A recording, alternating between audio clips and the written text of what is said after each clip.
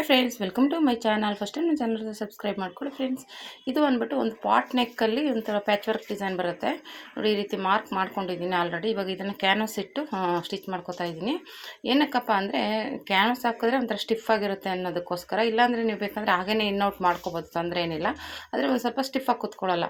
ಅದಕ್ಕೋಸ್ಕರ ನಾನು ಯಾವುದೇ ಆದ್ರೂ ಸ್ವಲ್ಪ ಕ್ಯಾನ್ವಸ್ ಹಾಕಿದ್ರೆ ಸ್ಟಿಫ್ ಆಗಿರುತ್ತೆ, ಫಿನಿಶಿಂಗ್ ಆಗಿರುತ್ತೆ ಅಂದ್ಬಿಟ್ಟು ಯೂಸ್ ಮಾಡ್ತೀನಿ. ಕ್ಯಾನ್ವಸ್ ಇಲ್ಲ ಅಂದ್ರೂ ಏನೇ ತೊಂದರೆ ಇಲ್ಲ, ನೀವು ಡೈರೆಕ್ಟಾಗಿ ಇನ್ಔಟ್ ಮಾಡ್ಕೋಬೋದು. ಇದು ಆಲ್ರೆಡಿ ಮಾರ್ಕ್ ಏನಿದೆ ಆ ಮಾರ್ಕ್ಗೆ ಕರೆಕ್ಟಾಗಿ ಇವಾಗ ಸ್ಟಿಚಿಂಗ್ ಹಾಕ್ಕೋಬೇಕು. ಯಾಕೆಂದರೆ ನಮಗೆ ಕ್ಯಾನ್ವಸ್ ಮೇಲೆ ಮಾರ್ಕ್ ಕಾಣಿಸಲ್ಲ. ಅದಕ್ಕೋಸ್ಕರ ಈ ಥರ ನಾವು ಹಿಂದೆ ಮಾರ್ಕ್ ಮಾಡ್ಕೊಂಡಿದ್ದೀವಲ್ಲ ಬ್ಲೌಸ್ ಪೀಸ್ ಮೇಲೆ, ಲೈನಿಂಗ್ ಮೇಲೆ, ಅದರ ಮೇಲೆ ಒಂದು ಸ್ಟಿಚ್ ಹಾಕ್ಕೊಂಡ್ರೆ ಇದು ಕ್ಯಾನ್ವಸ್ ಮೇಲೆ ಕಾಣಿಸುತ್ತೆ. ಆವಾಗ ಅದನ್ನು ನಾವು ಬ್ಲೌಸ್ ಪೀಸ್ ಮೇಲೆ ಇಟ್ಟು ಸ್ಟಿಚ್ ಮಾಡ್ಕೊಂಡು ಇನ್ಔಟ್ ಮಾಡಿಕೊಂಡ್ರೆ ಈಸಿಯಾಗಿ ಆಗುತ್ತೆ. ಅದಕ್ಕೋಸ್ಕರ ನಾನು ಫಸ್ಟ್ ಸ್ಟಿಚ್ ಹಾಕ್ಕೊಂಡೆ. ಇವಾಗ ಇದನ್ನು ಬ್ಲೌಸ್ ಪೀಸ್ ಮೇಲೆ ಇಟ್ಟು ಸ್ಟಿಚ್ ಮಾಡ್ಕೋಬೇಕು. ಆ ಕಡೆ ಈ ಕಡೆ ಎಲ್ಲ ಗುಂಡು ಪಿನ್ ಹಾಕ್ಕೊಳ್ಳಿ, ಆವಾಗ ಸ್ಟಿಫ್ ಆಗಿರುತ್ತೆ. ಮೊದಲು ಒಂದು ಸ್ಟಿಚ್ ಹಾಕ್ಕೊಂಬಿಡಿ. ಈ ಥರ ಸ್ಟಿಚ್ ಹಾಕ್ಕೊಳ್ಳೋದ್ರಿಂದ ಏನಾಗುತ್ತೆ, ಬಟ್ಟೆ ಆ ಕಡೆ ಈ ಕಡೆ ಸರಿಯೋದಿಲ್ಲ, ನೀಟಾಗಿರುತ್ತೆ. ಇಲ್ಲಾಂದರೆ ಏನಾಗ್ಬಿಡುತ್ತೆ, ಸ್ವಲ್ಪ ಆ ಕಡೆ ಈ ಕಡೆ ಸರಿಯೋ ಚಾನ್ಸ್ ಇರುತ್ತೆ. ಅದಕ್ಕೋಸ್ಕರ ಫಸ್ಟ್ಗೆ ನಾನು ಒಂದು ಹೊಲಿಗೆ ಹಾಕ್ಕೊಂಡೆ. ಆಮೇಲೆ ನೀಟಾಗಿ ಅದರ ಪಕ್ಕದಲ್ಲೇ ನಾವು ಏನು ಮಾರ್ಕ್ ಮಾಡಿರ್ತೀವಲ್ಲ ಅದರಲ್ಲಿ ಸ್ಟಿಚ್ ಹಾಕ್ಕೊಂಡು ಈ ರೀತಿ ಎಕ್ಸ್ಟ್ರಾ ಬಟ್ಟೆನ ತೆಗೆದುಬಿಟ್ಟು ನ್ಯಾಚ್ ಹಾಕ್ಕೊಂಡು ಇನ್ನೌಟ್ ಮಾಡ್ಕೋಬೇಕಾಗುತ್ತೆ. ಆ ಥರ ಇನ್ನೌಟ್ ಮಾಡಿಕೊಂಡು ಇವಾಗ ನ್ಯಾಚ್ ನೀಟಾಗಿ ಹಾಕ್ಕೋಬೇಕು. ಕ್ರಾಸ್ ಇರೋದ್ರಿಂದ ಇದು ಪಾಟ್ ನೆಕ್ ಥರ ಬರುತ್ತೆ, ಹಂಗಾಗಿ ನ್ಯಾಚ್ನ ನೀಟಾಗಿ ಹಾಕ್ಕೊಳ್ಳಿ. ಹಾಕ್ಬಿಟ್ಟು ಮಾಮೂಲಿ ಒಂದು ಲೈನಿಂಗ್ ಮೇಲೆ ಒಂದು ಪಾಯಿಂಟ್ ಹೊಲಿಗೆ ಹಾಕ್ಕೊಳ್ಳಿ. ಈ ಥರ ಡಿಸೈನ್ಸ್ಗೆ ಕೆಲವೊಂದಕ್ಕೆ ತಿರುಗ್ಸೋಕ್ಕಾಗಲ್ಲ, ಕೆಲವೊಂದು ತಿರುಗಿಸ್ಬೋದು. ತಿರುಗಿಸೋದಕ್ಕೆಲ್ಲ ನೀವು ನೀಟಾಗಿ ಹಾಕಿದ್ರೆ ಇನ್ನೂ ಫಿನಿಶಿಂಗಾಗಿ ಬರುತ್ತೆ. ಈ ರೀತಿ ಒಂದು ಪಾಯಿಂಟ್ ಹೊಲಿಗೆ ಹಾಕ್ಕೋಬೇಕು. ಆವಾಗ ಲೈನಿಂಗ್ ಮೇಲೆ ಒಂದು ಪಾಯಿಂಟ್ ಹೊಲಿಗೆ ಹಾಕಿದ್ರೆ ಇನ್ನೂ ಸ್ಟಿಫ್ ಆಗಿರುತ್ತೆ ಅಂತ. ಈ ರೀತಿ ಒಂದು ಪಾಯಿಂಟ್ ಹೊಲಿಗೆ ಹಾಕ್ಕೊಂಡಾದ್ಮೇಲೆ ಅದನ್ನ ಉಲ್ಟಾ ತಿರುಗಿಸ್ಕೊಂಡ್ರೆ ನೀಟಾಗಿ ಕೂತ್ಕೊಳ್ಳುತ್ತೆ. ಇಲ್ಲಾಂದರೆ ಹಾಗೇನೂ ತಿರುಗಿಸ್ಕೋಬೋದು, ಆದರೆ ಬಟ್ಟೆ ಆ ಕಡೆ ಈ ಕಡೆ ಸರಿ ಚಾನ್ಸ್ ಇರುತ್ತೆ. ನೀಟಾಗಿ ಹಿಡ್ಕೊಂಡು ಎಳ್ಕೊಂಡು ಕೂತ್ಕೋಬೇಕಾಗುತ್ತೆ. ಈ ಥರ ಹೊಲಿಗೆ ಹಾಕೋದ್ರಿಂದ ಏನಾಗುತ್ತೆ, ನಾವು ತಿರುಗಿಸಿದ್ರೆ ಸಾಕು ಅದೇ ನೀಟಾಗಿ ಕೂತ್ಕೊಳ್ಳುತ್ತೆ.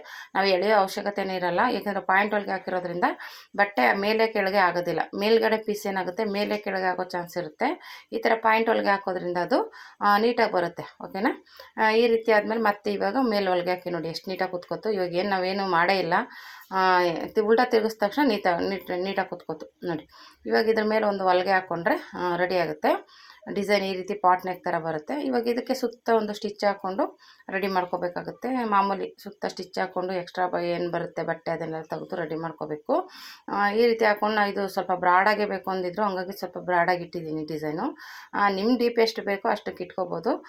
ಅದು ಸ್ವಲ್ಪ ಅವರು ಬ್ರಾಡಾಗಿ ಹಾಕ್ತಾರೆ, ಹಂಗಾಗಿ ಅವ್ರಿಗೆ ಸ್ವಲ್ಪ ಡೀಪೆಲ್ಲ ಅಗಲ ಮಾಡಿ ಸ್ಟಿಚ್ ಮಾಡಿರೋದು. ಈ ರೀತಿ ಆದಮೇಲೆ ಸುತ್ತ ಒಂದು ಸ್ಟಿಚ್ ಹಾಕ್ಕೋಬೇಕು ನೋಡಿ. ಈ ರೀತಿ ಬಂತು ಡಿಸೈನು. ಇವಾಗ ಇಲ್ಲಿಗೆ ನಾವು ಮಧ್ಯೆ ಒಂದು ಪಟ್ಟಿ ಕೊಡಬೇಕು. ಬಾರ್ಡರ್ದಲ್ಲಿ ಕಟ್ ಮಾಡಿಕೊಂಡು ಪಟ್ಟಿ ಕೊಡಬೇಕು. ಇವಾಗ ಈ ರೀತಿ ಫಸ್ಟು ಒಂದು ಸುತ್ತ ಸ್ಟಿಚ್ ಹಾಕ್ಕೊಂಬಿಡೋಣ. ಸ್ಟಿಚ್ ಹಾಕ್ಕೊಂಡಾದ್ಮೇಲೆ ಮಾಮೂಲಿ ಗುಂಡು ಪಿನ್ ಹಾಕ್ಕೊಳ್ಳಿ. ಗುಂಡು ಪಿನ್ ಅಂತ ಯೂಸ್ ಮಾಡೋದ್ರಿಂದ ಏನೂ ತಪ್ಪಿಲ್ಲ, ನೀಟಾಗಿ ಕೂತ್ಕೊಳ್ಳುತ್ತೆ, ಆ ಕಡೆ ಈ ಕಡೆ ಸರಿಯೋದಿಲ್ಲ. ಇವಾಗ ಈ ರೀತಿ ಎಕ್ಸ್ಟ್ರಾ ಬಟ್ಟೆ ತೆಗೆದುಬಿಟ್ಟು ಕಟ್ ಮಾಡಿಕೊಂಡು ಇವಾಗ ಆ ಪಟ್ಟಿಗೆ ರೆಡಿ ಮಾಡ್ಕೋಬೇಕು. ಆ ಪಟ್ಟಿಗೆ ಬಂದ್ಬಿಟ್ಟು ನಾನು ಸೀರೆ ಪೀಸಲ್ಲಿ ತೊಗೊಂಡಿಲ್ಲ, ಬಾರ್ಡರ್ ಸೈಡಲ್ಲಿ ಒಂದು ಬಾರ್ಡರ್ ತೊಗೊಂಡಿದ್ದೀನಿ ಸ್ವಲ್ಪ, ಅದನ್ನು ತೊಗೊಂಡು ಈ ರೀತಿ ಫೋಲ್ಡ್ ಮಾಡ್ಕೊತಾ ಇದ್ದೀನಿ. ಈ ರೀತಿ ಫೋಲ್ಡ್ ಮಾಡಿಕೊಂಡು ನೀಟಾಗಿ ಉಲ್ಟಾ ತಿರುಗಿಸ್ಕೋಬೇಕು.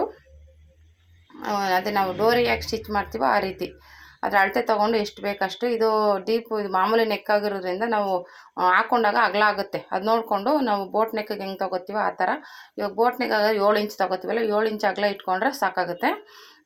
ಹಂಗಾಗಿ ಅಷ್ಟು 7 ಇಂಚಿಗೆ ಮಾರ್ಕ್ ಮಾಡಿಕೊಂಡು ನೀಟಾಗಿ ಅದನ್ನ ಹಿಂಗೆ ಈ ರೀತಿ ಉಲ್ಟಾ ತಿರುಗಿಸ್ಕೊಂಬಿಡಿ. ಇದು ದೊಡ್ಡ ಹೊಲಿಗೆ ಆಗಿರೋದ್ರಿಂದ ನೀಟಾಗಿ ಬರುತ್ತೆ, ಏನು ತೊಂದರೆ ಏನಿಲ್ಲ. ತಿರುಗಿಸ್ಕೊಂಡಾದ್ಮೇಲೆ ಅದಕ್ಕೆ ಅಟ್ಯಾಚ್ ಮಾಡಬೇಕು. ಅಟ್ಯಾಚ್ ಮಾಡಿಬಿಟ್ಟು ಅದಕ್ಕೆ ಏನೋ ಒಂದು ಜುಮ್ಕ ಥರ ಹೇಳಿದ್ರು, ಅದು ಸಿಕ್ಕಿಲ್ಲ. ನಾನೇನು ಮಾಡಿದೆ, ಅದಕ್ಕೆ ಬೇರೆಯೇ ಹಾಕೋಣ ಅಂತ ಸುಮ್ಮನಾಗಿದ್ದೆ. ಕೇಳಿದೆ, ಅದು ಸಿಕ್ಕಿಲ್ಲ ಅದು. ಅದಕ್ಕೆ ಬೇರೆದು ನನ್ನ ಹತ್ರನೇ ಬೀಡ್ಸಿತ್ತು ಲೇಸು, ಅದೇ ಹಾಕಿದ್ದೀನಿ. ಅವ್ರೇನಾದ್ರು ಬೇಡ ಅಂದರೆ ಬೇರೆ ಅವರೇ ತಂದುಕೊಡಿ ಅಂತ ಹೇಳ್ತೀನಿ. ಇಲ್ಲ ಅಂದರೆ ಅದನ್ನೇ ಇರಲಿ ಅಂದರೆ ಇರಲಿ ಅಂದ್ಬಿಟ್ಟು ನಾನು ಆಲ್ರೆಡಿ ಅದನ್ನ ರೆಡಿ ಮಾಡಿದ್ದೀನಿ. ಆದರೆ ಅದು ವೀಡಿಯೋ ಮಾಡ್ಕೊಳಕ್ಕಾಗಲಿಲ್ಲ, ಹಂಗಾಗಿ ಅದು ತಮ್ನೆಲಲ್ಲಿ ಹಾಕ್ತೀನಿ ನೋಡಿ. ಬೀಡ್ಸ್ ಹಾಕಿರೋದು ಈ ರೀತಿ ಫಸ್ಟು ಸ್ಟಿಚ್ ಮಾಡ್ಕೊಂಡಾದ್ಮೇಲೆ ಇವಾಗ ನಾನು ಹೇಳ್ದಂಗೆ ಅದಕ್ಕೆ ಮಾರ್ಕ್ ಮಾಡಿಕೊಂಡು ಆ ಮಾರ್ಕಲ್ಲಿ ನೀಟಾಗಿ ಇಟ್ಕೋಬೇಕು ನೋಡಿ. ಈ ರೀತಿ ಫಸ್ಟ್ ಮಧ್ಯದಲ್ಲಿ ಇಟ್ಕೊಂಡು 3.5 ಅಂದರೆ 7 ಇಂಚಿಗೆ ಮಾರ್ಕ್ ಮಾಡ್ಕೋಬೇಕು. 7 ಇಂಚು 8 ಇಂಚ್ ಆದರೂ ಸಾಕು. ಯಾಕೆಂದ್ರೆ ಸ್ವಲ್ಪ ಅಗಲ ಇರೋದ್ರಿಂದ ಎಳೆಯುತ್ತೆ ಅನ್ನೋದಾದರೆ ಒಂದು 8 ಇಂಚ್ ಇಟ್ಕೊಳ್ಳಿ, ಸಾಕಾಗುತ್ತೆ. ಈ ರೀತಿ ಮಾರ್ಕ್ ಇಟ್ಟಿದ್ದೀವಲ್ಲ ಅಲ್ಲಿಗೆ ಕರೆಕ್ಟಾಗಿಟ್ಟು ಸ್ಟಿಚ್ ಮಾಡ್ಕೊಳ್ಳೋದು ಅಷ್ಟೇ. ಇದು ಈ ರೀತಿ ಡಿಸೈನ್ ತುಂಬ ಚೆನ್ನಾಗಿದೆ. ಇದು ಟ್ರೆಂಡಿಂಗ್ ಡಿಸೈನ್. ಇದು ಇದರಲ್ಲಿ ವಿ ನೆಕ್ಕಲ್ಲಿ ಈ ಥರ ಇರ್ತಾರೆ, ಇದು ರೌಂಡ್ ನೆಕ್ಕಲ್ಲಿ ಇರ್ತಾರೆ, ಪಾಟ್ ನೆಕ್ಕಲ್ಲಿ, ಈ ಥರ ಬೇರೆ ಬೇರೆದಲ್ಲಿ ಪಟ್ಟಿ ಕೊಡೋದೊಂದು ಇವಾಗ ಟ್ರೆಂಡಿಂಗ್ ಆಗಿಬಿಟ್ಟಿದೆ. ಇದಕ್ಕೇ ಬೀಡ್ಸ್ ಕೊಡಿರೋದು. ನಾನು ಹೇಳ್ದಂಗೆ ಅದು ಜುಮ್ಕಾ ಥರ ಇದೆ, ಅದು ಆ ಥರ ಇರೋದು, ಅದು ಸಿಕ್ಕಲಿಲ್ಲ ಇಲ್ಲಿ. ಹಾಗಾಗಿ ನಾನೇನು ಮಾಡ್ತೀನಿ, ಅದಕ್ಕೆ ಹೇಳಿದ್ನಲ್ಲ ಬೀಡ್ಸ್ ಇಟ್ಟಿದ್ದೀನಿ, ಅದನ್ನ ಆಮೇಲೆ ತೋರಿಸ್ತೀನಿ. ಅದು ವೀಡಿಯೋ ಮಾಡ್ಕೊಂಡಿಲ್ಲ ನಾನದು. ಹಂಗಾಗಿ ಈ ರೀತಿ ಮಾಮೂಲಿ ಒಂದು ಸ್ಟಿಚ್ ಹಾಕ್ಕೊಂಡ್ರೆ ಡಿಸೈನು ರೆಡಿ ಆಗುತ್ತೆ ನೋಡಿ. ತುಂಬ ಚೆನ್ನಾಗಿ ಬರುತ್ತೆ, ಹಾಕ್ಕೊಂಡಾಗಂತೂ ತುಂಬ ಚೆನ್ನಾಗಿ ಕಾಣಿಸುತ್ತೆ. ಒಂಥರ ರೌಂಡ್ ಪಾಟ್ ನೆಕ್ಕಲ್ಲೇ ಒಂದು ಇದು ಪಟ್ಟಿ ಕೊಟ್ಟು ಹೊಲಿಯುವಂಥದ್ದು.